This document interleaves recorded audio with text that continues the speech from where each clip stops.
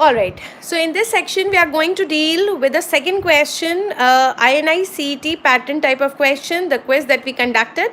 So in this question we have got a 33-year-old nurse, and she is found to have the N-isochoria. So basically this question is about the N-isochoria,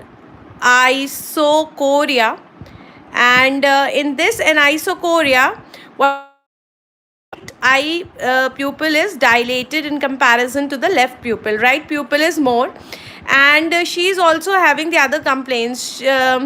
She is denying of the diplopia. So though she is having the N-isochoria, she is denying of diplopia. But what is she having? She is having headache in the last week. And the findings helpful in the diagnosis or the etiology of her anisocoria are all of the following except. So what could be the causes of anisocoria? So here we will be utilizing our chart. If you remember, we had discussed in one of our videos about that flow chart about the anisocoria. So what is that?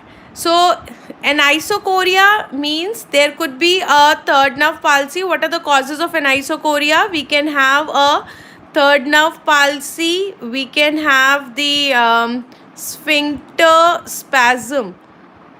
What are the causes of anisocoria? Iris sphincter spasm, trauma could be there, third nerve palsy could be there. Then we can have the Horner syndrome.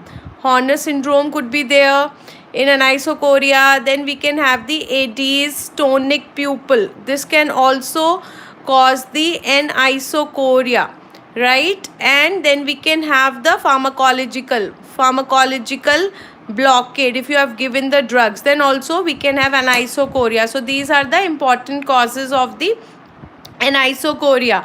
So we have to ask the questions related to that. So let us see. First of all, 2 mm of right upper lid ptosis. Now what is happening in the ptosis? It could be due to the LPS muscle, and LPS muscle palsy could be due to the third nerve palsy. So yes, this is a right option. Yes, I can rule out this third nerve palsy here.